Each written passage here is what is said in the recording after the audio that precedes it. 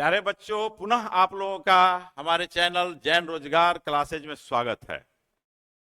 पिछले क्लास में हम लोग नाउन संबंधित प्रश्नों को हल कर रहे थे, जो कि आपके CHSL एग्जामिनेशन में बराबर पूछे जाते रहे हैं और आगे भी पूछे जाएंगे। तो हम लोग ये अंगार बैच क्या है, आप तो पहले से जानते हैं कि यह अंगार बैच टारगेट बैच है CHSL के लिए। अगर जितना क्वेश्चन कराया जा रहा है, अगर इस क्वेश्चन और रूल्स को अगर आप मंथन कर लेंगे तो उम्मीद करते हैं, उम्मीद ही नहीं एक गारंटी भी हम अपनी ओर से देते हैं कि आप अवश्य ही अपने टारगेट को अचीव कर लेंगे। तो देर नहीं करते हुए तो हम लोग स्टार्ट करते हैं, आगे की ओर बढ़ते हैं नाउन को ही लेकर के। तो देखा जाए, देखिए, तो नाउन नंबर संबंधित प्रश्नों को हम लोग देखे थे कि नंबर से रिलेटेड प्रश्न किस तरह से पूछे जाते हैं, विभिन्न तरीकों से पूछे जाते हैं। सारे तरीकों को हम लोग डिस्कस किए थे। जो बच्चे आज नए इस वीडियो को देख रहे हैं, तो आप लोग पहले का वीडियो जो नाउन नंबर से रिलेटेड प्रश्न है उसको आप लोग देख लेंगे। और आज हम लोग स्टार्ट करेंगे नाउन केस से संबंधित किस तरह के प्रश्न एग्जामिनेशन में पूछे जा रहे हैं। तो देखिए, नाउन नंबर तो सिंगुलर प्लूरल दो होता है, तो नाउन केस, इंग्लिश में केस कितने तरह का होता है, नाउन या प्रोनाउन का जो केस होता है वह कितने तरह का होता है। तो वह देखिए, 1,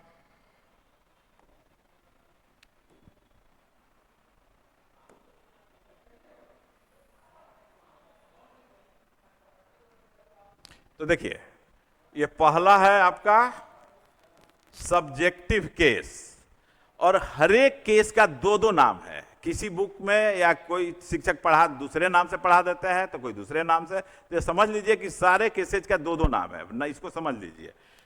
एक हुआ सब्जेक्टिव केस, उसी का नाम है नॉमिनेटिव केस, जिसको कि हिंदी में आप क्या कहते हैं, कर्ता कारक कहते हैं।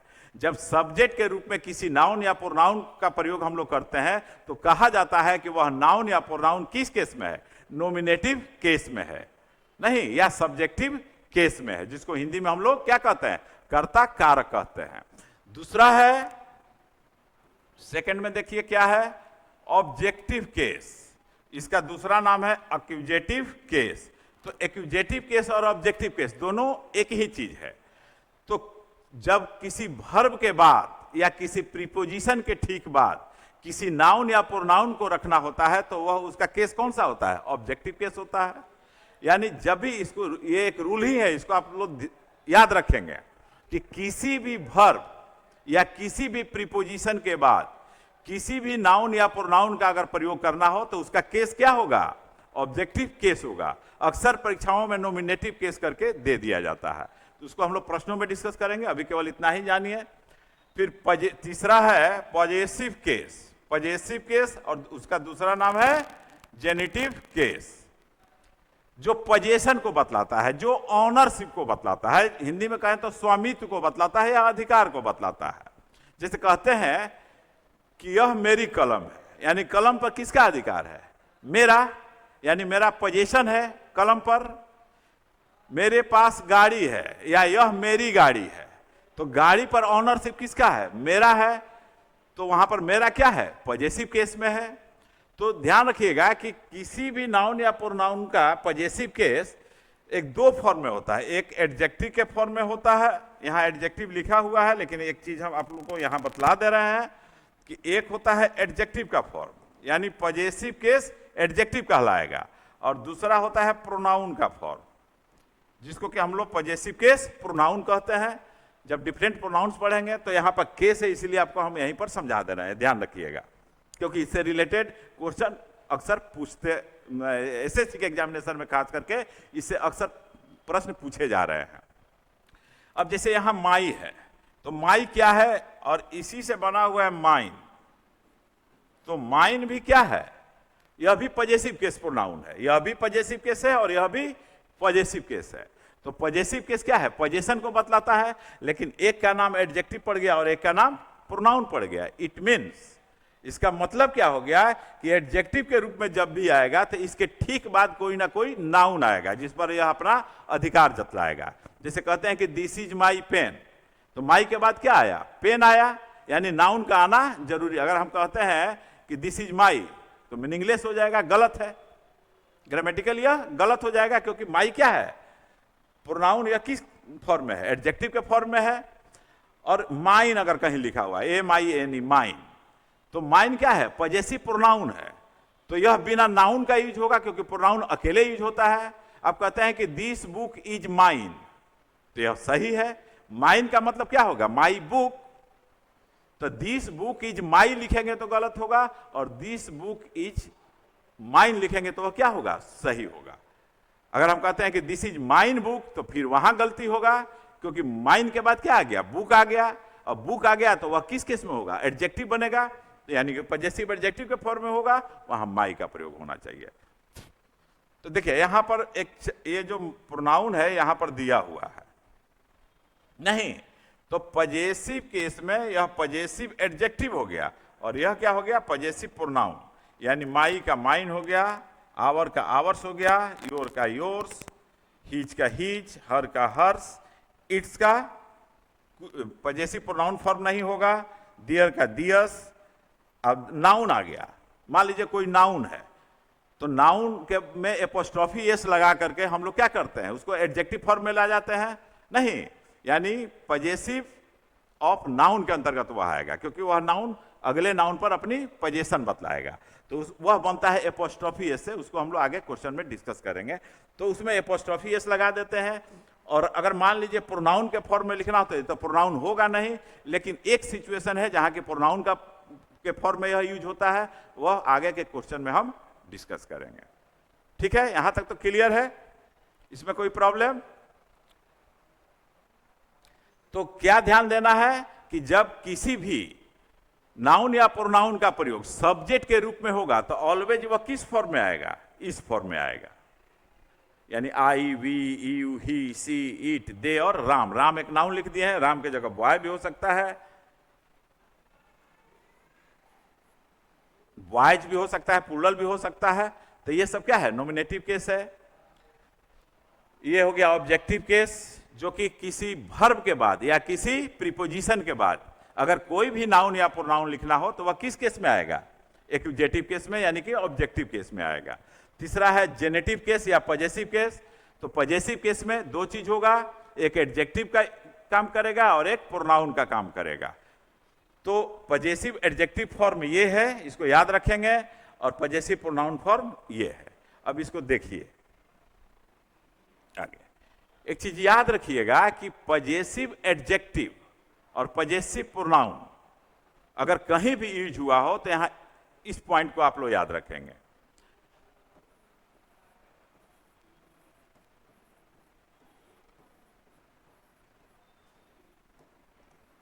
पजेसिव एडजेक्टिव, ADJ लिख दिए, एडजेक्टिव हो गया, equivalent to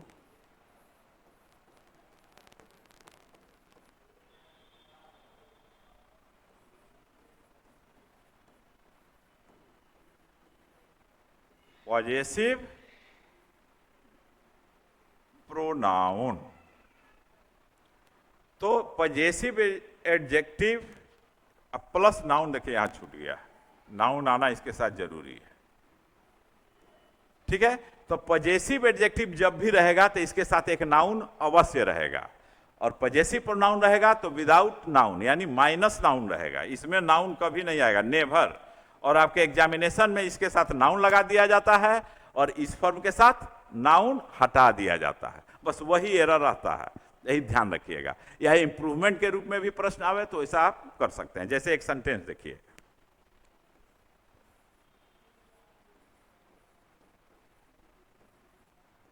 these books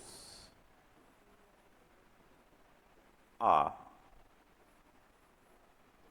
my, these books are my. अब यहां पर आपको अंडरलाइन कर दिया गया, ऑप्शन मिलेगा is mine, A option, B option are mine's,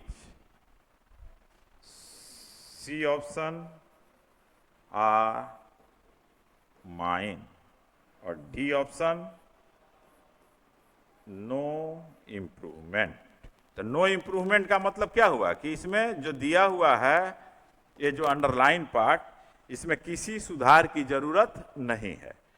तो अब बतलाइए, अभी तो स्पष्ट है कि यहाँ पर माई आया है, तो अभी क्या है कि यह एडजेक्टिव का फॉर्म है, और जब एडजेक्टिव का फॉर्म है तो इसके साथ नाउन का आना जरूरी है।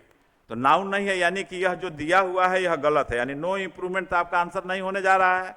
तो फिर होगा क्या, अब यहाँ इज माइन लिखा हुआ है, तो इज किसके लिए आया है, इसका सब्जेक्ट कौन है इस वर्ब का, दीज बुक्स, क्वाइट नेचुरल है कि यह क्या है, प्लूरल है, तो प्लूरल वर्ब आएगा। तो प्लूरल वर्ब ये गलत हो गया, प्लूरल वर्ब यहाँ भी है और प्लूरल वर्ब यहाँ भी है। अब यहाँ जो है कि माई में एपोस्ट्रोफी एस लगा दिया गया, तो यहाँ भी कंफ्यूजन हो जाता है आप लोगों को कि एपोस्ट्रोफी एस लग जाता है तो क्या बतलाता है, अधिकार को बतलाने लगता है, तो वह नाउन अधिकार को बतलाने लगता है, न कि प्रोनाउन, इसलिए ये गलत हो गया। तो सही आंसर आपका क्या है, सी है। देख लीजिए एक बार ठीक से, इस पॉइंट को समझ गए, इससे बराबर क्वेश्चन पूछा जाता है। एक बार फिर से आपको बतला दे रहे हैं, इस चीज को ध्यान दीजिएगा, कहीं भी पजेसिव एडजेक्टिव अगर रहेगा तो इसके साथ नाउन जरूर आएगा, अवश्य आएगा। और जब पजेसिव प्रोनाउन रहेगा तो विदाउट नाउन आएगा, यानी माइनस नाउन, इसमें नाउन इसके साथ नहीं है। माइनस नाउन का मतलब इसके साथ नाउन का प्रयोग कभी नहीं होगा, नेवर, इसको याद रखेंगे, ठीक है, कोई दिक्कत इसमें नहीं। चलिए अब हम लोग क्वेश्चन के थ्रू चलते हैं। Some people behaviour teaches us not to behave that way, no error नहीं है, इट मीन्स कि यह सेंटेंस कहीं ना कहीं इस सेंटेंस में गलती है। तो गलती क्या है वह आपको ढूंढना है। तो some people behaviour teaches us not to behave that way, कुछ लोगों का व्यवहार, तो कुछ लोगों का व्यवहार आ गया नहीं, तो कुछ लोगों का व्यवहार आ गया, तो आप यह क्या बतला रहा है, ये बिहेवियर नाउन है, ये नाउन है ना, ये नाउन का पोजीशन कहाँ है, यहाँ है, इसका रिलेशन यहाँ है, तो यहाँ पर एपोस्ट्रोफी एस का प्रयोग होगा। यहाँ पर क्या होना चाहिए, पीपल्स बिहेवियर, आपका आंसर क्या होगा, एक होगा, क्या होगा, एक होगा। अब थोड़ा सा आप लोग यह जान लीजिए, क्योंकि इस पर प्रश्न मिलेंगे कि यह एपोस्ट्रोफी एस का प्रयोग हम लोग करते कहां कहां पर है। तो पजेसिव केस ऑफ नाउन, तो पजेसिव केस ऑफ जब नाउन बनता है तो उसमें 3 रूल लगता है, तीनों रूल आप याद रखेंगे। फर्स्ट है कि बाय यूजिंग अपॉस्ट्रोफी एस,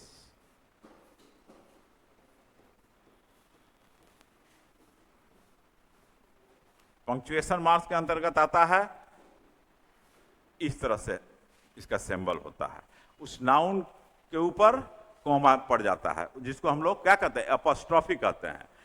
और यहाँ एपोस्ट्रोफी के बाद एस लगा हुआ है, तो यहाँ पर हम लोग को एस भी लिखना पड़ेगा।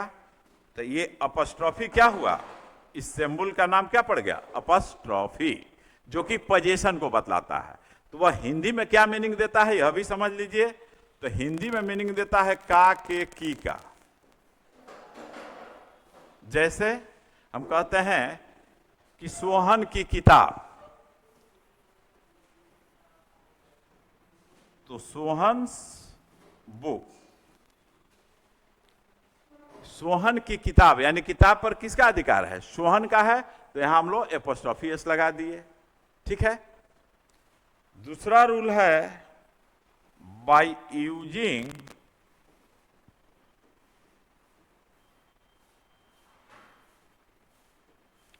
ओनली अपॉस्ट्रोफी, यानी इस तरह से रहेगा, इसमें एस नहीं रहेगा, इसमें क्या रहेगा, एस का प्रयोग नहीं रहेगा। तो जब एक नाउन के बाद दूसरा नाउन आए और पहला नाउन उस पर क्या बतलावे, अपना पोजीशन बतलावे, अपना ऑनरशिप बतलावे अथवा रिलेशन बतलावे, तो वैसी स्थिति में वहां हिंदी मीनिंग अगर निकालेंगे आप तो यही निकलेगा, काके की। तो केवल अपॉस्ट्रोफी का प्रयोग कहां करेंगे, तो यह भी जान लीजिए कि वह नाउन चाहे वह सिंगुलर हो या प्लूरल हो, उसके अंत में एस नहीं आवे। जैसे यहां पर पीपुल था ना, पीपुल क्या है, प्लूरल है, लेकिन पीपुल के अंत में एस नहीं लगा हुआ है, तो इसको पजेसिव केस में लाने के लिए हम लोग क्या किए, एपोस्ट्रोफी एस का प्रयोग किए ना। तो वह नाउन चाहे वह सिंगुलर हो या प्लूरल हो और उसके अंत में एस नहीं आता हो, तो उसमें हम लोग उसका पजेसिव केस बनाने के लिए क्या करते हैं, केवल अपोस्ट्रोफी का प्रयोग करते हैं। जैसे कहते हैं कि बच्चों की किताबें या बच्चों की किताब, तो बच्चों क्या हो गया, प्लूरल हो गया, तो उसका प्लूरल क्या होता है, चिल्ड्रेन। तो चिल्ड्रंस बुक्स, इस तरह से होगा, ठीक है। मेंस हॉस्टल, इस तरह से। तो यह मेन क्या है, प्लूरल फॉर्म में है, प्लूरल है ना, लेकिन उसके अंत में एस नहीं है। जैसे अब बॉयज लिखेंगे तो बॉयज के तो अंत में एस आ जाएगा, वह नाउन वह भी प्लूरल है, तो उसका दूसरा रूल है। तो पहले यह समझ लीजिए कि बाय यूजिंग एपोस्ट्रोफी एस, और यह एपोस्ट्रोफी एस या एपोस्ट्रोफी जनरली किसके साथ प्रयोग होता है, लिविंग के साथ होता है। किसके साथ, लिविंग के साथ, मैनकाइंड के साथ, एनिमल के साथ। किसका प्रयोग करेंगे, एपोस्ट्रोफी या एपोस्ट्रोफी एस का प्रयोग। तीसरा है बाय यूजिंग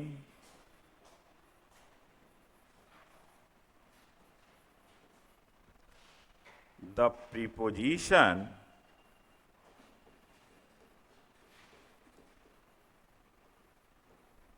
ऑफ, यानी प्रीपोजिशन ऑफ का प्रयोग करके। तब जनरली प्रीपोजिशन ऑफ का प्रयोग उस नाउन को पजेसिव बनाने के लिए होता है जो कि नॉन लिविंग हो। क्या हो, नॉन लिविंग हो। जैसे कहते हैं कि कार के दरवाजे, तो अगर हम लिख देंगे इस तरह से द कार्स डोर्स, तो यह ग्रामेटिकली गलत है, क्योंकि कार में जो एपोस्ट्रोफी एस लगाया है, कार क्या है, नॉन लिविंग है। तो इसमें किसका प्रयोग होगा, प्रीपोजिशन ऑफ का प्रयोग होगा। और जब प्रीपोजिशन का प्रयोग होगा तो बाद वाला नाउन पहले आ जाता है और उसके बाद ऑफ का प्रयोग कर देते हैं। तो इसका सही क्या होगा, the door of the car, ये सही होगा, the door of the car. The cars door लिखेंगे तो गलत होगा। तो बस आप लोग याद रखेंगे कि जनरली ये दोनों का प्रयोग किसके लिए होता है, लिविंग के लिए, और इसका प्रयोग होता है नॉन लिविंग के लिए, यानी नॉन लिविंग को पजेसिव बनाने के लिए इसका प्रयोग होता है। हालांकि ऑफ का प्रयोग इसके लिए भी किया जा सकता है, गलत नहीं है, लेकिन प्रेफर किसको करना है, आपको प्रेफर करना है एपोस्ट्रोफी एस को। और एग्जामिनेशन में जो क्वेश्चन रहता है एपोस्ट्रोफी एस और ऑफ से रिलेटेड, तो कहां ऑफ लगाना है और कहां एपोस्ट्रोफी एस लगाना है, यह आपको ध्यान रखना। एपोस्ट्रोफी एस कहां लगेगा, मैनकाइंड के साथ, लिविंग लिखे हुए हैं तो मैनकाइंड और एनिमल उसमें आ जाएगा, और नॉन लिविंग लिखे हुए हैं तो निर्जीव जितनी भी चीजें हैं उसको अगर पजेसिव बनाना हो तो वैसी स्थिति में उसके साथ हम लोग प्रीपोजिशन ऑफ का प्रयोग करेंगे। आई थिंक कि आप लोग ये समझ गए होंगे। एक बार फिर से देख लीजिए कि किसी भी नाउन को पजेसिव केस में लाना हो तो वैसी स्थिति में एक तो है कि यह एपोस्ट्रोफी एस का प्रयोग होगा, यह ध्यान रखिएगा, इस तरह से केवल एपोस्ट्रोफी का प्रयोग होगा और एक प्रीपोजिशन ऑफ का प्रयोग होगा। अब किसका कहां पर करना है यह भी ध्यान रखना है आपको कि लिविंग के साथ एपोस्ट्रोफी या एपोस्ट्रोफी एस और नॉन लिविंग के साथ ऑफ का। आई होप आप लोग समझ गए होंगे। अब चलिए तो आगे बढ़ते हैं। तो यहां पर इस तरह से गलती क्या है, आपका आंसर क्या होगा, 1 होगा। चलिए नेक्स्ट क्वेश्चन देखते हैं। थोड़ा सा और समझ लीजिए विस्तारित रूप से, जब पेज आ गया है तो ठीक है। तो एक चीज ध्यान रखिए कि एपोस्ट्रोफी एस, अब वह नाउन अब है कि केवल एपोस्ट्रोफी कहां पर प्रयोग करेंगे, केवल एपोस्ट्रोफी कहां पर प्रयोग करेंगे, तो यह भी ध्यान रखिएगा कि वह नाउन जिसके अंत में एस आ जाए। तो एस कौन सा नाउन के अंत में आएगा? जनरली वह क्या होता है, प्लूरल नाउन हो जाता है, तो उसमें केवल अपॉस्ट्रोफी का प्रयोग करते हैं। जैसे कहते हैं इस तरह से, बॉयज हॉस्टल,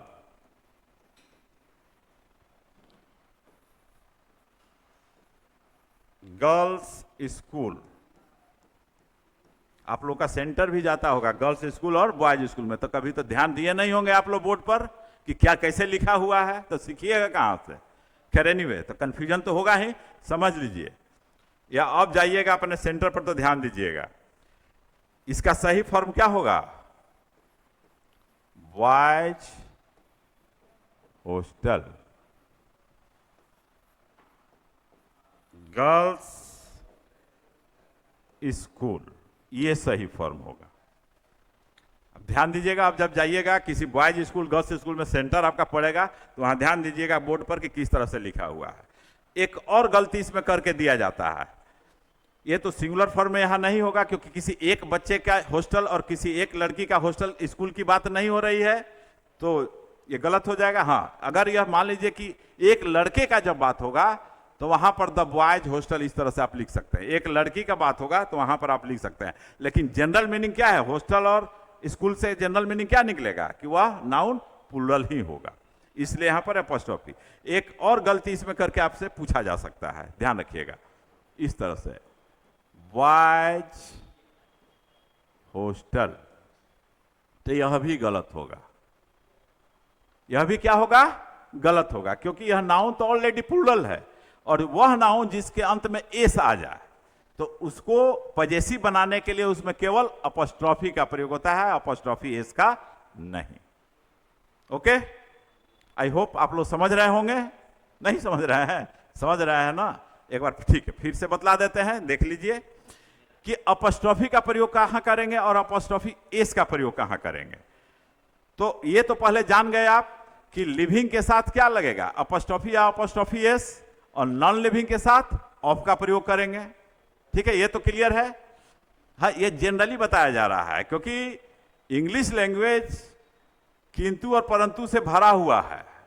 ठीक है, तो किंतु और परंतु आपके CHSL एग्जामिनेशन में नहीं पूछेगा, जो बतला रहे हैं वही चीज पूछेगा, इस पर ध्यान रखिएगा। ठीक है, क्योंकि महाभारत से भी ज्यादा किंतु परंतु इंग्लिश लैंग्वेज में है, यह ध्यान रखिएगा आप लोग हमेशा, चाहे जिस टॉपिक पर जाइए, जिस चैप्टर पर जाइए, क्योंकि किंतु और परंतु पर ध्यान रखना है। और CGL में उससे ज्यादा क्वेश्चन आता है, क्योंकि हम लोग का टारगेट बैच है यह CHSL, इसलिए उसी चीज को डिस्कस करेंगे जो आपके एग्जामिनेशन में पूछा जा सकता है या पूछा जाएगा या पूछा जाते रहा है। ठीक है, तो इस चीज को आप ध्यान रखेंगे। फिर आगे बढ़ते हैं, नेक्स्ट क्वेश्चन देखिए। नेक्स्ट क्वेश्चन है, one must use his best efforts if one wishes to succeed. तो देख रहे हैं क्या कि one must use his best efforts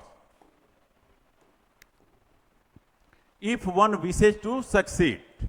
अब यहां पर हिज क्या है, देख रहे हैं ना, अभी ना आपको बताया था कि हिज क्या है, पॉजेसिव एडजेक्टिव है।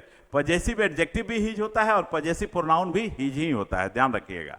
लेकिन इसके बाद एफर्ट्स नाउन आ गया है, यानी कि यह पॉजेसिव एडजेक्टिव के रूप में यूज हुआ है। तो जब यह पॉजेसिव एडजेक्टिव किससे एग्री करेगा, तो अपने सब्जेक्ट से एग्री करेगा। सब्जेक्ट के अनुसार वह पॉजेसिव एडजेक्टिव चेंज होते रहेगा। तो यहां पर वन है, इंडेफिनिट प्रोनाउन क्या है, वन है, तो वन का पॉजेसिव ध्यान रखिएगा, वन का पॉजेसिव वंस होगा, और यह जो वंस जो लिखा जाता है यह वंस प्लूरल होता है, इसका ध्यान रखिएगा। क्या होता है, प्लूरल होता है। इस वन का प्लूरल क्या है, यह वंस, ONES,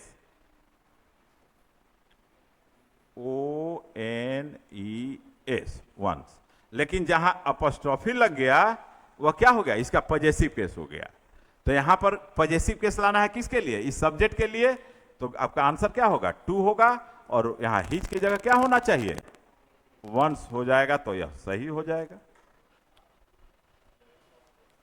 आई होप कि समझ रहे होंगे आप लोग, समझ गए होंगे। फिर से बतलाओ है, तो ध्यान रखिए, जब भी पॉजेसिव केस में, चाहे वह प्रोनाउन हो या एडजेक्टिव हो, बीच में अगर सेंटेंस में आता है तो वह एग्री किससे करेगा, अपने सब्जेक्ट से एग्री करेगा। तो सब्जेक्ट क्या है, जो नॉमिनेटिव केस आप लोगों को बतलाए थे वही नॉमिनेटिव केस सब्जेक्ट के रूप में रहेगा। तो नॉमिनेटिव केस में यहां पर यह प्रोनाउन है, तो प्रोनाउन है तो इसका पॉजेसिव क्या हो जाएगा, वंस हो जाएगा। जैसे अगर यहां पर ही रहता तब हिज सही था, अगर यहां सी रहता तो यहां क्या हो जाता, हर हो जाता, अगर यहां दे रहता तो यहां दियर हो जाता। ठीक है, अब उम्मीद करते हैं कि आप लोग समझ गए होंगे। चलिए तो इसको थोड़ा सा और देखिए। अब मान लीजिए कि ही है तो यहां हीज हो जाएगा, नहीं वन है तो यहां क्या हो जाएगा, वंस इसका पॉजेसिव हो जाएगा। अगर मान लीजिए कि दे है तो यहां क्या हो जाएगा, डियर हो जाएगा। और मान लीजिए कि नाउन बॉयज है या गर्ल्स है या स्टूडेंट्स है, कुछ भी हो, नाउन प्लूरल हो, तो इसका पॉजेसिव क्या होगा, तो इस ही का प्लूरल क्या होता है, दे होता है, तो इसका जो पॉजेसिव बनेगा यही डियर हो जाएगा।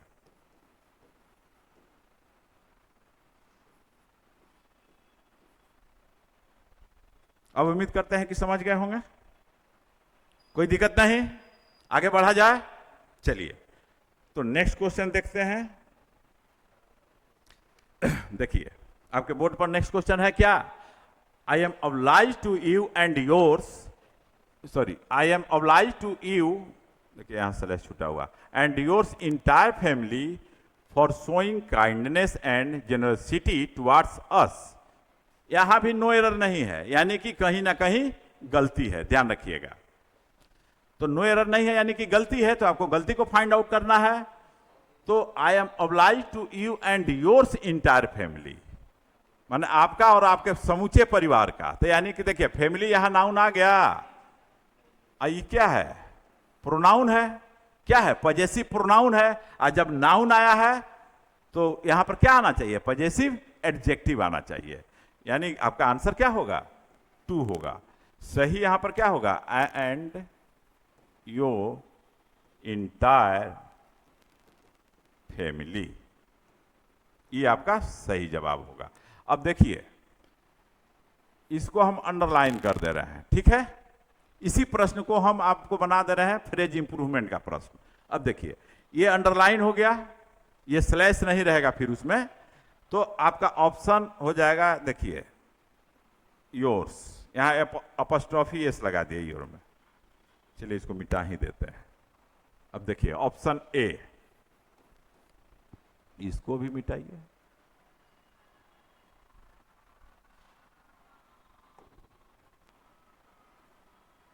ठीक है, योर्स इंटायर फैमिली। अब हम लिखते हैं ए ऑप्शन,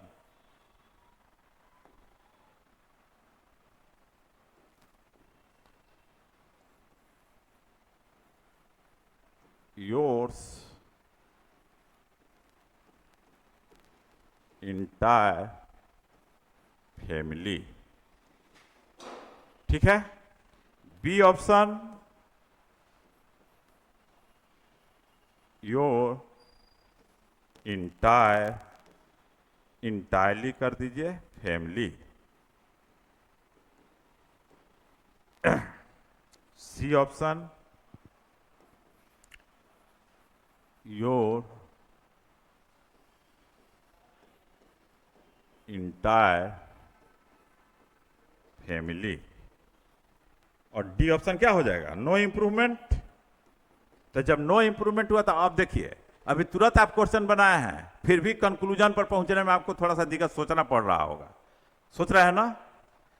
ज्यादा स्टूडेंट यहां फंस जाते हैं, उससे जो बचे यहां पर आके फंस जाएंगे। लेकिन ध्यान दीजिएगा इंटायरली का प्रयोग हुआ है और यहां इंटायर का, तो इंटायर क्या है, एडजेक्टिव है, और इंटायरली क्या है, एडवर्ब है। तो नाउन के पहले जो आएगा वह क्या होगा, एडजेक्टिव होगा कि एडवर्ब होगा, एडजेक्टिव होगा। तो यहां पर देखिए इंटायर एडजेक्टिव है, लेकिन यहां अपॉस्ट्रोफी एस लगा हुआ इसलिए ये गलत है। यहां योर्स है और इसके बाद नाउन है, इसलिए ये ऑप्शन गलत है। अब चौथा देखिए, योर इंटायर फैमिली, यह एडजेक्टिव हो गया और यहां योर पॉजेसिव केस में हो गया, यानी आपका सही आंसर क्या होगा, सी होगा। देखिए क्वेश्चन सेम है, नहीं कॉमन एरर का प्रश्न था तो थोड़ा आसान था कि वहां पकड़ लिया आप, लेकिन जब इंप्रूवमेंट का प्रश्न आ जाएगा तो थोड़ा कंफ्यूजन क्रिएट हो जाता है, क्योंकि इसके रूल को भी आपको जानना जरूरी होता है, क्योंकि आपको इंप्रूव करना होता है। इसलिए जो भी बतलाया जा रहा है इससे रिलेटेड क्वेश्चन आपके एग्जामिनेशन में रहेगा ही रहेगा। इस पर थोड़ा आप लोग बार बार रिवाइज कर देंगे, रिव्यू करेंगे, देखते रहेंगे, अब वीडियो को अपलोड कर लेंगे और उसके बाद किसी तरह का कोई प्रॉब्लम आप लोगों को नहीं होने को है। ठीक है, बहुत जल्दी हम लोग इस पर लाइव क्लास भी लेकर के आ रहे हैं। ठीक है, और डिफरेंट बैचेज का अलग अलग बैच अनाउंस होगा। जैसे मान लीजिए कि CHSL है तो उसका जैसे अभी आप लोग का चल रहा है, ऑनलाइन नहीं चल रहा है, लेकिन आप लोग की सेवा में हम लोग हैं, यूट्यूब पर डाल रहे हैं, जरा इसको देखिएगा बराबर, ताकि आपको सफलता मिल सके, आप नौकरी जल्द से जल्द पा सकें। ठीक है, लेकिन जैसे CGL है तो CGL का अलग बैच अनाउंस होगा, CPO है उसका अलग बैच, यानी एग्जामिनेशन के अनुसार बैचेज अनाउंस होंगे और टू द पॉइंट अप्रोच रहेगा। मेरा ही नहीं, सिर्फ इंग्लिश में ही नहीं, जितने भी सब्जेक्ट यहां चल रहे हैं, सारे सब्जेक्ट जो आपके एग्जामिनेशन में पूछे जाते हैं, चाहे वह मैथ्स हो, चाहे रीजनिंग हो या GS हो, इंग्लिश तो चल ही रहा है, तो सारे जो है कि इसी तरह से आपको मिलता रहेगा, टू द पॉइंट अप्रोच। ठीक है, जिससे कि आपको बहुत आसान तरीके, अब इससे भी आसान तरीका हो सकता है क्या समझाने का, नहीं ना, तो समझो, तो उसी तरह से सारे सब्जेक्ट को समझाया जाएगा। और जो भी टीचर्स हैं तुम्हारे उम्र से ज्यादा उनका एक्सपीरियंस है, बस यही जान लो। चलो आगे बढ़ते हैं। नेक्स्ट क्वेश्चन देखते हैं। देखिए क्या है, I have been living in Hyderabad at my uncle since my birth. बोलो कहां गलती है? क्या यह सेंटेंस सही है? तो सही तो नहीं है, क्योंकि आप ये एग्जामिनेशन का क्वेश्चन है और आप इसमें नो एरर नहीं है, इट मीन्स कि कहीं ना कहीं गलती है। तो गलती है तो कहां है, जरा बतलाया जाए, देखिए जरा गौर कीजिए। एट माई अंकल, देखिए आपका आंसर होगा ये, एट माई अंकल नहीं होकर के एट माई अंकल्स होगा।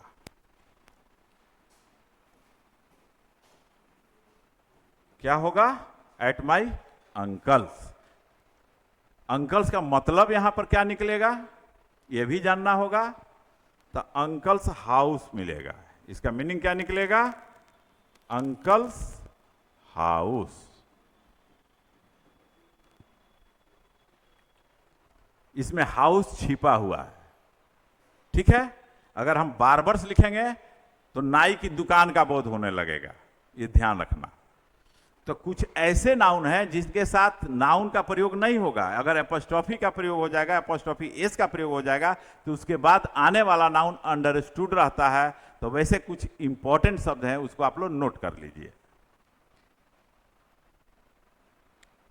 लिखिए बार्बर्स, ये आपको मिलेगा। इसके अभी आपको पहले क्या बतलाए थे कि जब ये पॉजेसिव केस में होगा तो इसके साथ नाउन का आना जरूरी है, लेकिन इन सब के साथ नाउन का आना जरूरी नहीं है, वो अंडरस्टूड रहेगा। बार्बर्स का मतलब यहां क्या निकलेगा? मीनिंग बार्बर्स शॉप, जहां नाई की दुकान, जहां पर जाकर के तुम अपने बाल कटवाते हो, नहीं। उसके बाद लिख लीजिए, अंकल्स तो लिख ही लीजिए, बूचर्स। बूचर्स का मतलब हो जाएगा गोश्त की दुकान, ठीक है। यहां केवल बूचर्स लिखा हुआ क्योंकि CH BUTCHERS, तो यहां पर भी हो जाएगा बूचर्स शॉप, बूचर्स शॉप। तो इस तरह के भी आपके प्रश्न दिए जाते हैं, कई एक बार पूछा गया है, इसलिए आपको यहां पर समझा दिया जा रहा है, ठीक है, कोई दिक्कत नहीं। ड्रगिस्ट का मतलब क्या हो जाएगा? दवा की दुकान। तो वहां पर बाद में आने वाला नाउन क्या हो जाता है? अंडरस्टूड हो जाता है। तो सिर्फ यही दो चार नाउन है जिससे कि प्रश्न अक्सर पूछा जाता है, तो नाउन नहीं ढूंढने लगिएगा, वो सही है। तो यहां पर गलती क्या है? अंकल नहीं होकर के क्या हो जाएगा? अंकल क्या? Uncle at my uncle, uncle क्या? अंकल के घर। तो अंकल्स यहां पर एपोस्ट्रोफी लगा दोगे तो सही हो जाएगा, या अंकल्स हाउस भी लिख दोगे तो भी सही हो जाएगा, क्योंकि अंकल्स रहेगा, इट मीन्स कि अंकल्स हाउस, हाउस यहां पर छिपा हुआ है। क्लियर है? अब देखो, एक चीज और ध्यान रखना है कि this is,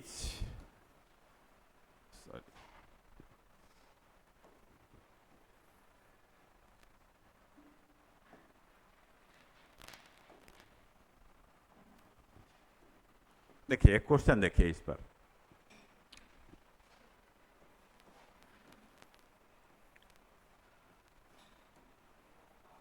my friend has gone to GM Road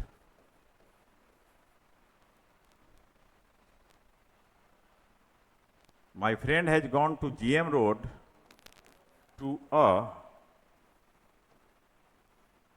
druggist. Sorry.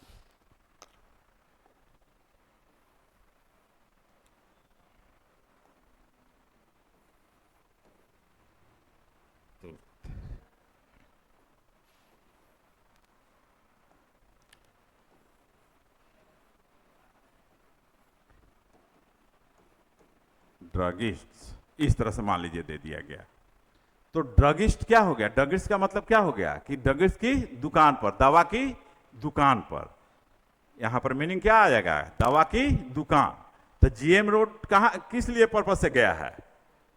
To A druggist, तो ड्रगिस्ट से मिलने के लिए गया है, दवा खरीदने के लिए गया, यानी दवा की दुकान पर गया है। तो यहां पर ड्रगिस्ट शॉप, शॉप क्या है? अंडरस्टूड है, यानी कि यह सेंटेंस सही है, क्योंकि पहले आपको बतलाया गया कि जहां पर एपोस्ट्रोफी एस आ जाए नाउन में तो उसके बाद क्या आना जरूरी है? नाउन का आना जरूरी है। लेकिन कुछ ऐसे शब्द हैं जहां की नाउन का आना जरूरी नहीं है। जो शब्द पिछले क्लास में, पिछले अभी जस्ट बतलाए हैं, उसको याद रखिए। कौन कौन? तो बूचर्स, ड्रगिस्ट्स, अंकल्स, इसका मतलब क्या हो गया? उसके साथ नाउन छिपा हुआ रहता है। ठीक है, नेक्स्ट क्वेश्चन देखते हैं। It was a great honor and privilege to witness the high-level meetings between Chinese and India's leaders. बताइए सही है सेंटेंस? ये सीजीएल में पूछा हुआ है। देखो बताओ तो सेंटेंस सही है? तो यहां आंसर आपका क्या होगा? 4 होगा। अब हम ये अंडरलाइन कर रहे हैं क्योंकि इंप्रूवमेंट का प्रश्न बना रहे हैं, ताकि आप समझिए इसको कि आखिर होगा क्या। ये तो है कि इंडियाज है तो इंडियन कर देंगे तो सही हो जाएगा, या यहां चाइना में एपोस्ट्रोफी एस लगा देंगे तो सही होगा। लेकिन एक क्या है, ये भी पजेसिव फॉर्म है और ये एपोस्ट्रोफी एस लगा दिया गया तो वो भी पजेसिव बन गया। लेकिन दोनों का स्ट्रक्चर सेम होना चाहिए। अब देखिए A option, Chinese and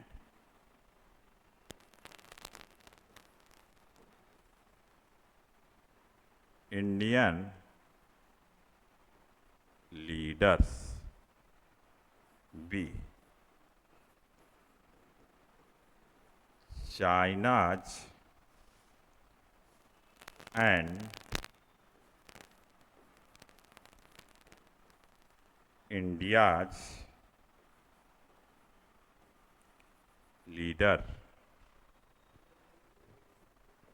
C,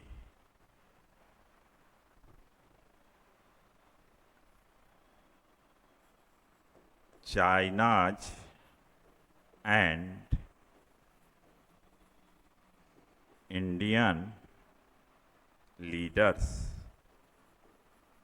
और लास्ट ऑप्शन हो जाएगा डी, नो इंप्रूवमेंट। मान लीजिए यही आपका हो गया। कॉमन एरर में तो आसान था कि आप पकड़ लिए कि यहां पर है, यहां पर होगा। अगर नहीं पकड़े तो समझिए कि ये दोनों सेम होना चाहिए। तो अब देखिए, Chinese and Indian leaders, China's and India's leader, China's and Indian leaders. तो बताइए इसमें कौन सा सही आपके लिए है? कौन सा सही जवाब होगा? कौन सा सही आंसर होगा? बोलिए। बी, बी नहीं होगा। देखो ध्यान रखना, यहां चाइनाज और इंडिया तो सही है, लेकिन यहां लीडर सिंगुलर लिखा हुआ है, इसलिए वह गलत है।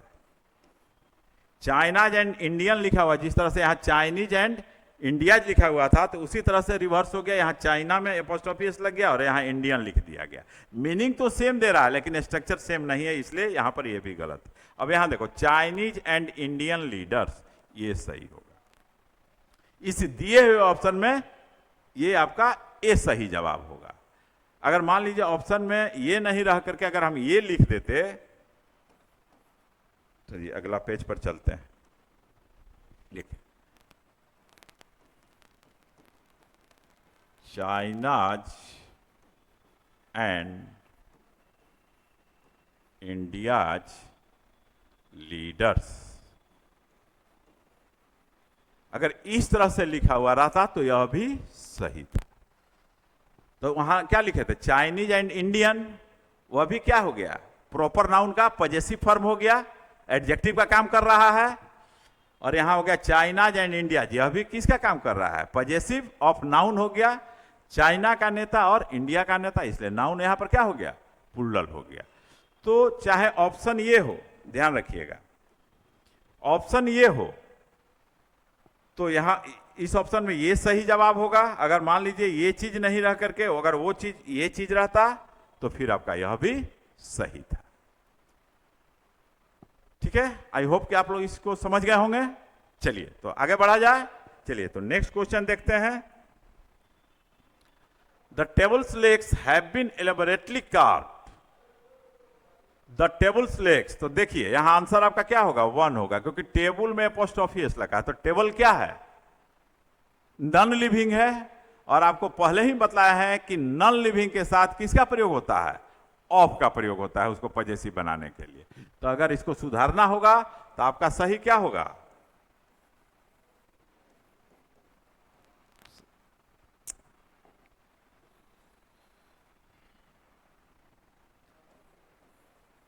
The legs of the table, ये आपका सही होगा। इनफॉर्मल में ये सही है, बोलचाल की भाषा में आप बोल सकते हैं, लेकिन रिटेन में किसी कॉम्पिटिटिव एग्जाम में वह गलत हो जाएगा। ठीक है, समझ गए इसको। तो नॉन लिविंग कहीं भी आवे तो हम लोग क्या करेंगे, ऑफ प्रीपोजिशन के द्वारा उसको पॉजेसिव केस में लाएंगे। लेकिन कुछ जैसे कि मान लीजिए कि डिस्टेंस बतलाने वाले जो शब्द हैं, डिस्टेंस या वेट बतलाने वाले जो शब्द हैं, डिस्टेंस, वेट, वॉल्यूम बतलाने वाले जो शब्द हैं, इसके साथ हम लोग एपोस्ट्रोफी एस का प्रयोग करते हैं। जैसे 1 किलोज वेट,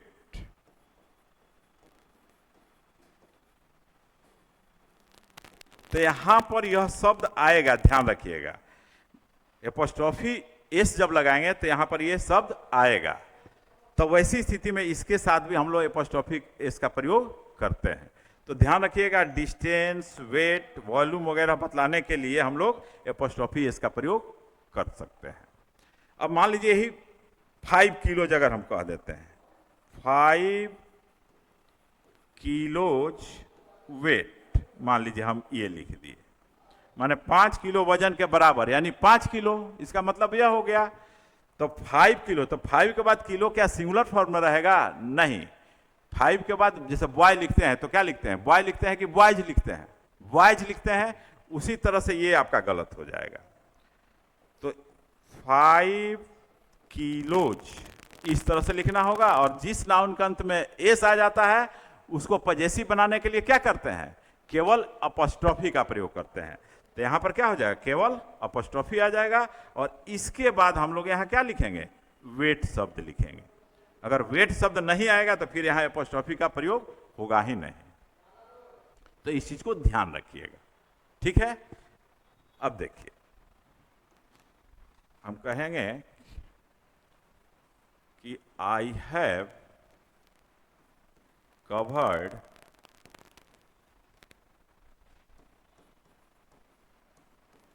टेन किलोमीटर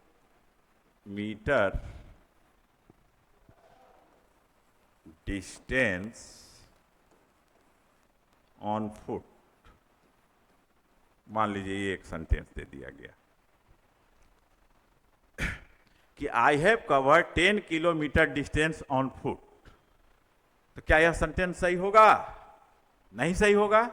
क्यों नहीं सही होगा? तो अब यह ध्यान दीजिएगा, हम अंडरलाइन कर रहे हैं, ये कितने तरह से आप इस चीज को लिख सकते हैं, ये ध्यान दीजिएगा। 10 किलोमीटर डिस्टेंस को मान लीजिए यहां अंडरलाइन कर दिया गया, और आपसे पूछा जाए कि इसको आप इंप्रूव कीजिए, आपके सामने ऑप्शन इस तरह से मिलेगा।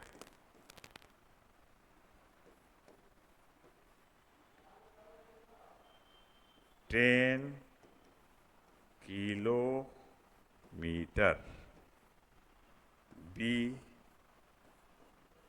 10 किलोमीटर्स डिस्टेंस, सी ऑप्शन रहेगा 10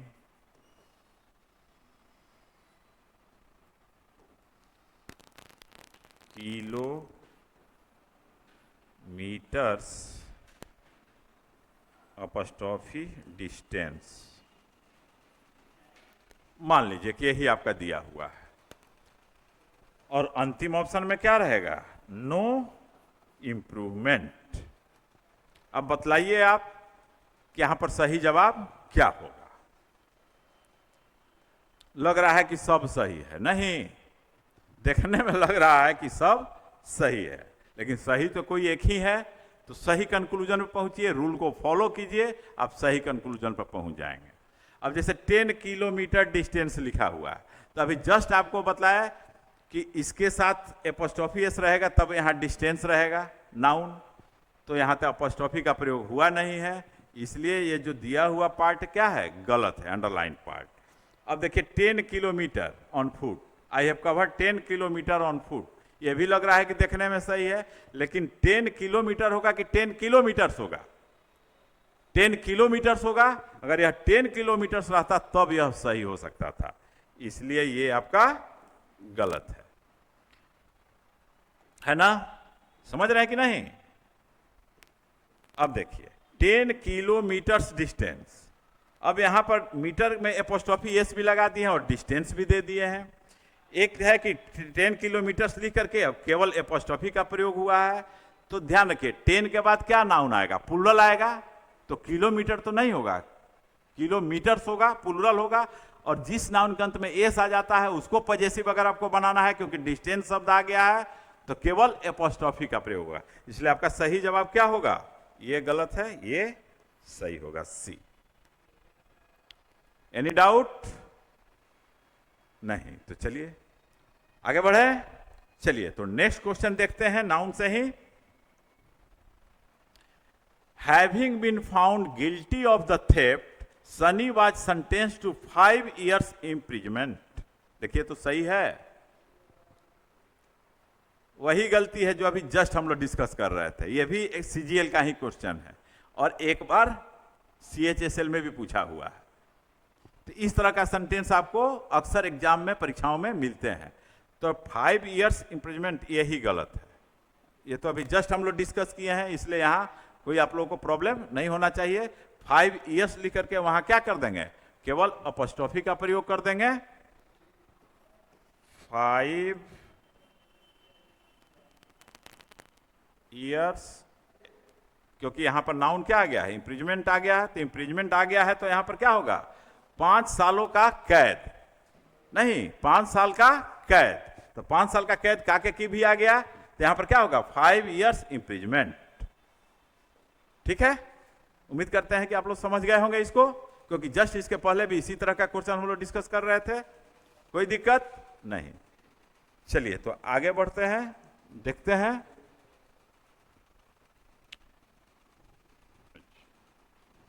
नेक्स्ट क्वेश्चन है, he told me that it was his friend Sarkar's house. उसने मुझसे कहा कि यह किसका घर था? उसके मित्र।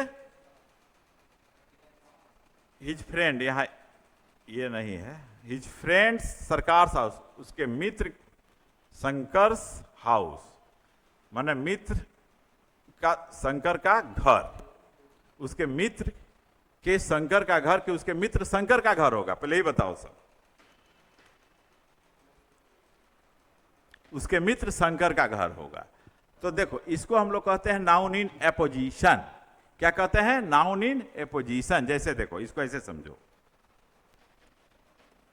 I met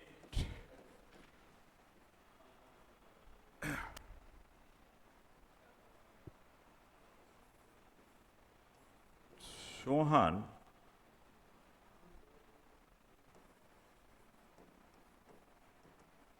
his friend's friend. मान लो इस तरह से, मैंने सोहन से मिला उसके मित्र के मित्र से, उसका ही ना मीनिंग हुआ। अब यहां पर क्या है, शंकर में भी एपोस्ट्रोफी एस लगा हुआ है और फ्रेंड में भी एपोस्ट्रोफी एस लगा हुआ है। तो दो लगातार एपोस्ट्रोफी एस का प्रयोग कभी नहीं होता है, ये ध्यान रखिएगा। दो लगातार एपोस्ट्रोफी एस सेंटेंस में कभी नहीं आएंगे। तो वैसी स्थिति में क्या करना होगा, अगर दोनों पजेसिव बतलाता हो तो वैसी स्थिति में, जैसे एक और सेंटेंस देखो, सोहन्स फ्रेंड्स सिस्टर।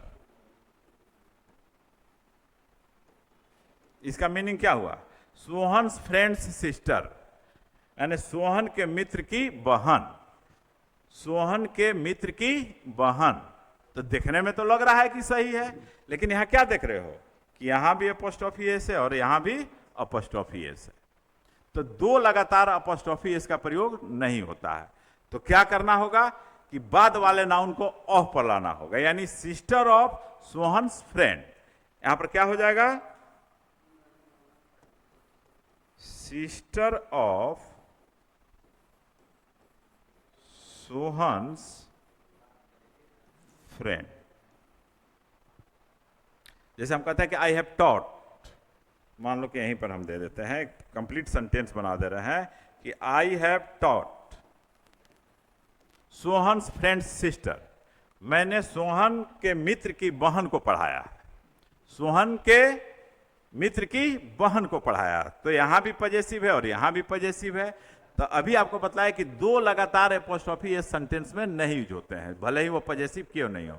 तो क्या करते हैं कि जो पजेसिव बाद में आया है उसको हम लोग किस पर लाएंगे, ऑफ पर लाएंगे। तो यहां हो जाएगा कि I have taught sister of Sohan's friend, ये जाकर के आपका सेंटेंस सही होगा, ये गलत होगा।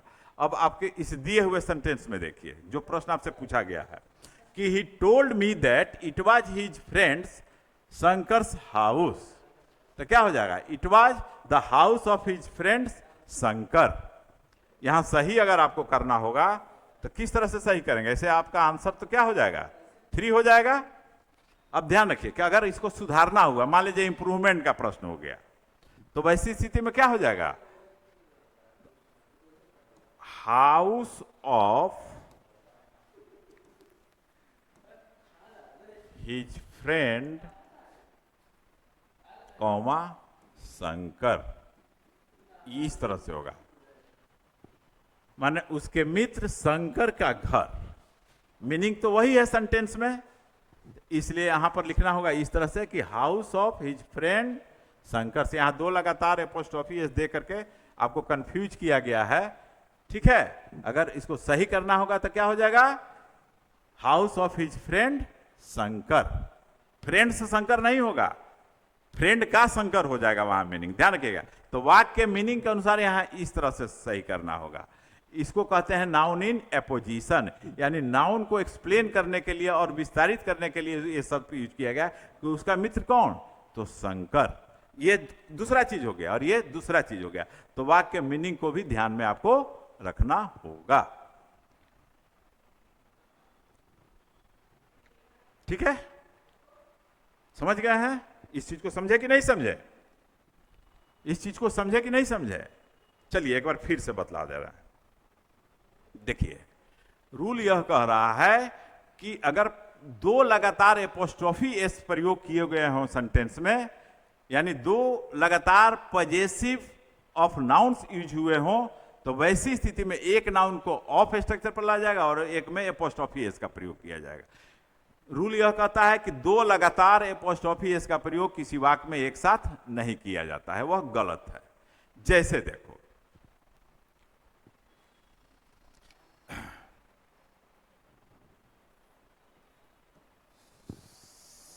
Is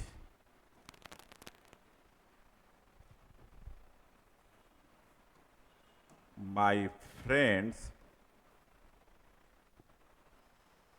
she is my friends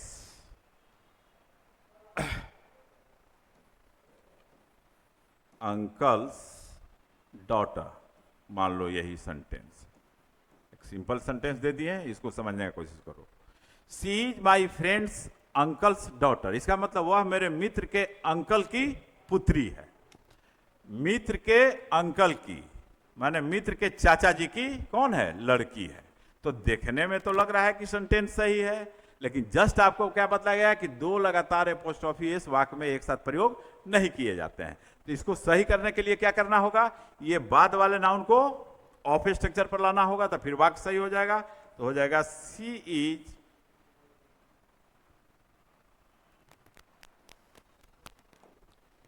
the daughter of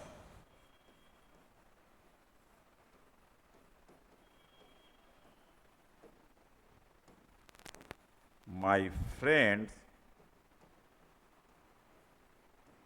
यहां पर हो जाएगा uncle. See the daughter of my friends uncle, मेरे मित्र के चाचा जी की लड़की है, ये मीनिंग हो जाएगा। अब ये ग्रामेटिकली भी सही हो गया। वो जो यह वाक्य मीनिंग दे रहा था, यह वाक्य दूसरा वाक्य भी क्या मीनिंग दे रहा है? वही सेम मीनिंग दे रहा है, और स्ट्रक्चर और ग्रामर भी सही हो गया। यानी यह सेंटेंस गलत है और यह सेंटेंस सही है।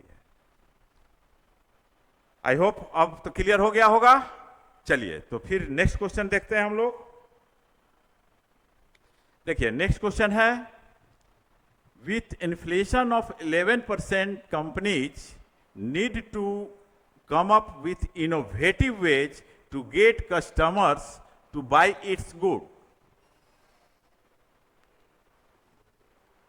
बोलिए, इंप्रूव करने के लिए दे दें इसी को। चलो, गलती कहां है? चौथे ऑप्शन में है। यानी आपका कॉमन एरर के रूप में है, तो आपका आंसर क्या होगा? 4 होगा। अब लिखिए, इसको हम आपको अंडरलाइन कर दिए। अब इंप्रूव कीजिए आप। A option, buying its goods. B option, to buy their goods. C option,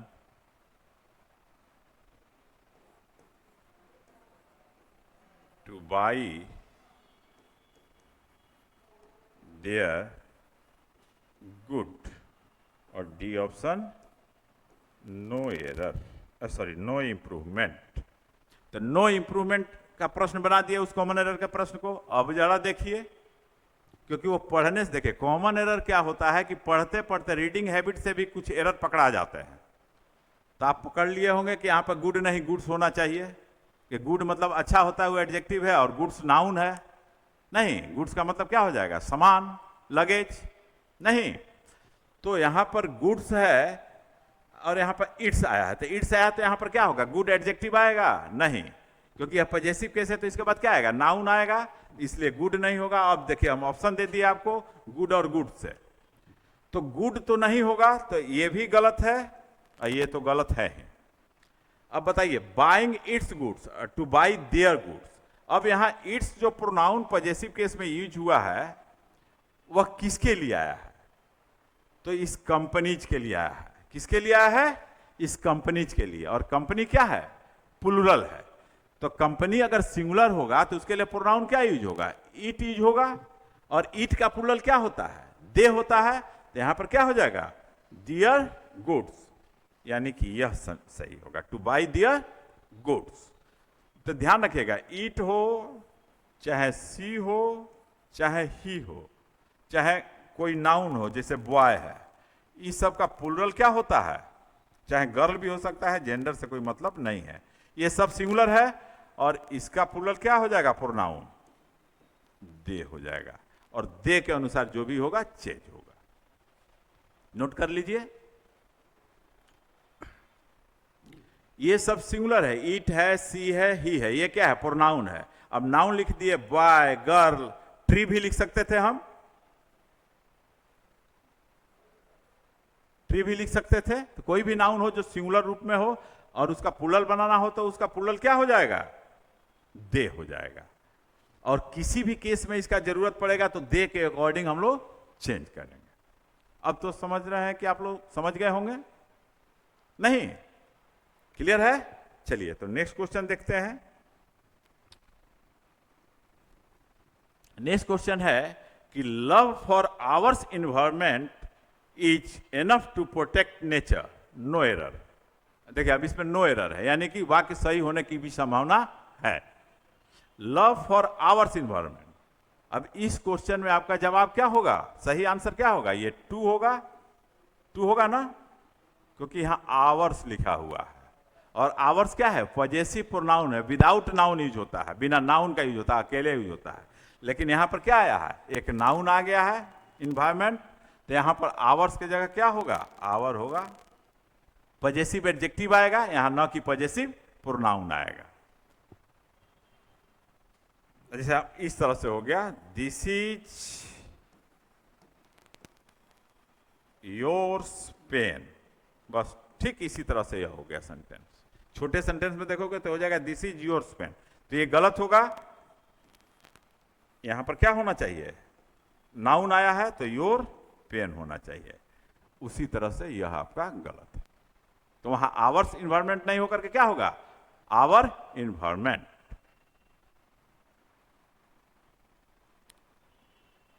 क्योंकि पहले भी बताए हुए हैं। अब देखो तो एक जरा दे रहे हैं प्रश्न, दीज आर डियर पेन। छोटा सेंटेंस से सीखो, दीज आर डियर पेन। अब यहां पर अंडरलाइन कर दिए। अब ए ऑप्शन दे रहे हैं हीज पेन, बी ऑप्शन दे रहे हैं डियर्स पेन्स, सी ऑप्शन दे रहे हैं हर पेन्स, और डी ऑप्शन नो इंप्रूवमेंट। लो, इस छोटे से सवाल में देखो, these are their pen, is it right? क्या सही है? देखने में लग रहा है कुछ लोगों को कि सही है। नहीं नहीं बेटा, यह पेन किसके लिए आया है? यह ध्यान रखो, दीज है तो दीज क्या है? प्लूरल है, तो प्लूरल है तो नाउन भी प्लूरल होगा, सिंगुलर नहीं होगा। तो ये पेन गलत हो गया और ये भी पेन है तो ये भी गलत हो गया। स्ट्रक्चर देखोगे तो लगेगा कि सब सही है। अब यहां दियर्स पेन्स प्लूरल है, लेकिन यहां दियर्स का प्रयोग हो गया। दियर्स क्या हो गया? पॉजेसिव प्रोनाउन हो गया, और बाद में नाउन आया है तो यहां पर क्या होना चाहिए? पॉजेसिव एडजेक्टिव होना चाहिए। इसलिए ये गलत हो गया, क्योंकि अब प्रोनाउन किस फॉर्म में होना चाहिए? पॉजेसिव एडजेक्टिव के फॉर्म में होना चाहिए। जैसा कि वेरी इन द बिगिनिंग क्या बतलाए थे? एक केस चार्ट बतलाए थे, डिस्कस किए थे ना, वह हमेशा दिमाग में रखना। उससे जो है कि 2 नंबर का प्रश्न ऐसे ही सॉल्व हो जाएगा, केवल चार्ट दिमाग में रहेगा। तो अगर नरेशन जब जाओगे पढ़ोगे तो उसमें भी उसका यूज होता है। तो खैर वहां तक पहुंचेंगे तो उसको भी समझाएंगे। यहां पर क्या सही जवाब होगा? हाँ। अब यहां देयर लिखा हुआ है तो देयर मत ढूंढने लगना, वाक्य का मीनिंग देखना कि क्या होगा। यहां तो किसके लिए आया है वो तो क्लियर नहीं है, लेकिन दीज है मतलब एक से अधिक पेन है। यहां हिज भी हो सकता है, माई भी हो सकता है, योर भी हो सकता है, दियर भी हो सकता है, राम्स भी हो सकता है।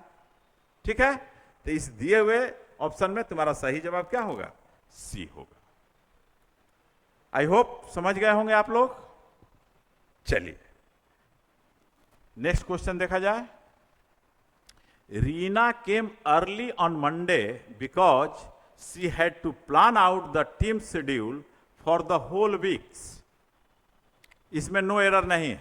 नो एरर नहीं है इसका मतलब कि कहीं ना कहीं कोई गलती है। तो ढूंढा जाए कि कहां पर गलती है। आप लोग पहले देख लीजिए इस प्रश्न को, बार बार 1-2 बार पढ़ लीजिए और जरा बतलाइए क्या होगा। Reena came early on Monday because she had to plan out the team schedule for the whole weeks. गलती यहां पर है, आपका आंसर 4 होगा। फॉर द होल वीक्स होगा, अपॉस्ट्रोफी एस आएगा, पूरे सप्ताह, तो वीक सिंगुलर ना होगा। फॉर द होल वीक, ये सही होगा। वहां अपॉस्ट्रोफी एस की कोई जरूरत ही नहीं है। वाक्य मीनिंग के अनुसार वहां क्या है कि पूरे सप्ताह, तो पूरा सप्ताह मतलब एक सप्ताह, तो वहां वीक होगा, और वहां अपॉस्ट्रोफी का कोई सेंस ही नहीं है, कोई मीनिंग ही नहीं है, इसलिए यह गलत है। ठीक है, एक चीज तुम लोग समझो कि और कहां पर अपॉस्ट्रोफी एस प्रयोग होता है। तो देखो, इंडेफिनिट प्रोनाउन कुछ होता है, जैसे हम कहते हैं एवरीवन, एनीवन, ये सब प्रोनाउन है। नो वन, समवन, समबडी, उसी तरह से एनीवन, एनीबडी, एवरीवन, एवरीबडी। ठीक है, और एक वस्तु के लिए भी आता है इंडेफिनिट, कौन कौन? एवरीथिंग,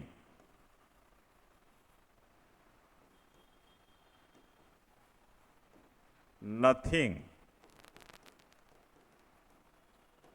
एनीथिंग, एटीसेट्रा लिख देते हैं। ठीक है, अब तो आप समझ गए होंगे किस तरह के शब्द इसमें आ रहे हैं। तो इन शब्दों के साथ भी हम लोग, एक रेसिप्रोकल भी है, one another, each other, each other, one another, तो ये सभी प्रोनाउन के साथ भी एपोस्ट्रोफी इसका प्रयोग किया जाता है। वह गलत नहीं होगा, वह सही होगा। बाकी किसी के साथ नहीं होगा, लेकिन इनके साथ आप एपोस्ट्रोफी इसका प्रयोग कर सकते हैं। जैसे हम कहते हैं each other,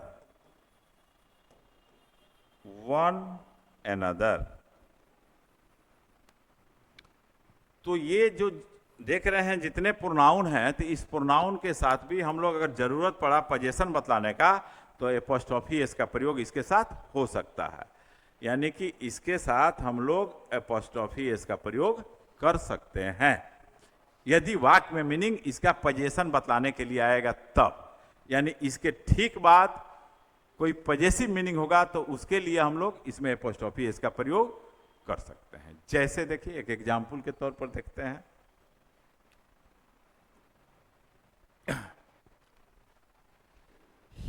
He has stolen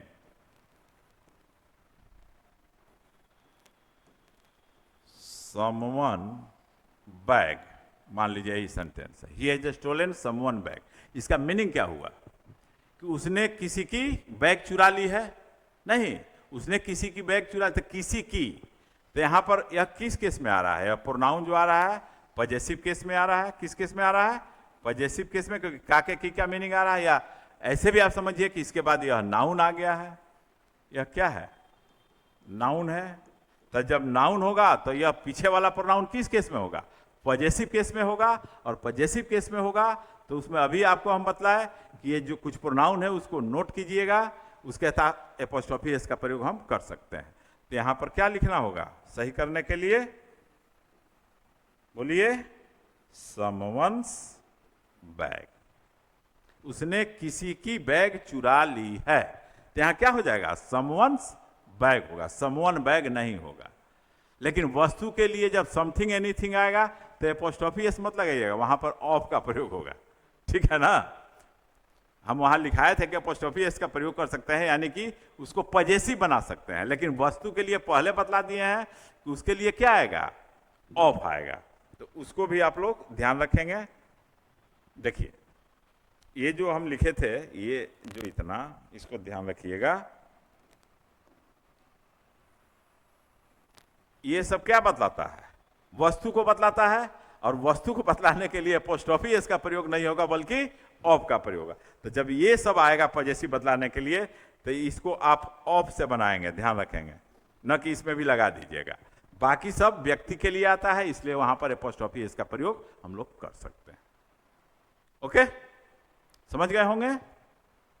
अब कहते हैं कि everything's beauty, is it right? Everything's beauty, इस तरह से everything's beauty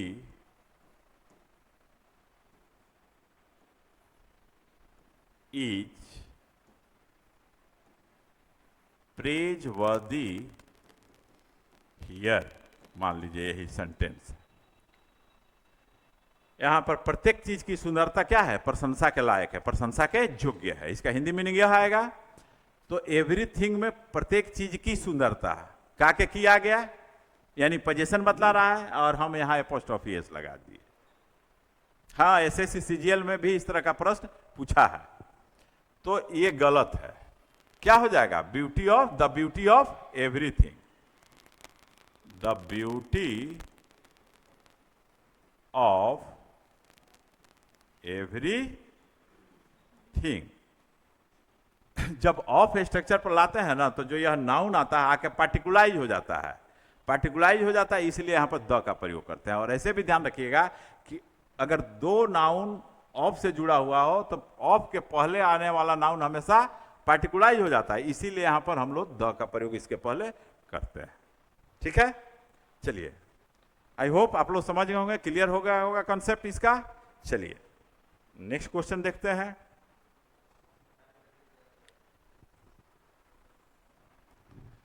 The principal requested the teachers to monitor and take care of the small children.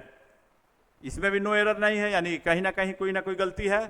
The principal requested the teachers, the requested the teachers होगा। यहां possessive case बताया गया है ना जी, क्या बतलाया गया है? एपोस्ट्रोफी एस लगा दिया गया। तो यहां आंसर आपका क्या होगा? टू होगा। तो यहां तो द टीचर होगा। क्यों होगा?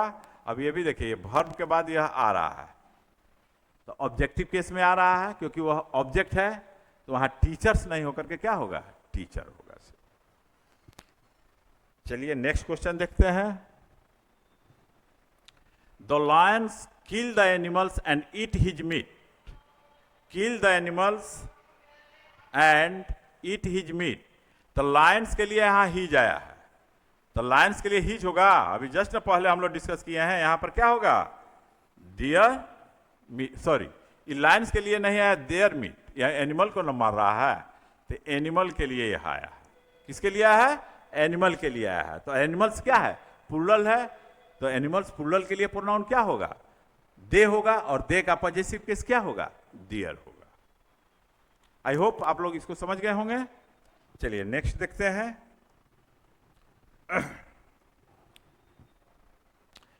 द फॉलोइंग सेंटेंस है, देखिए ये एसएससी सीएचएसएल जो मेंस हुआ था उसका क्वेश्चन है।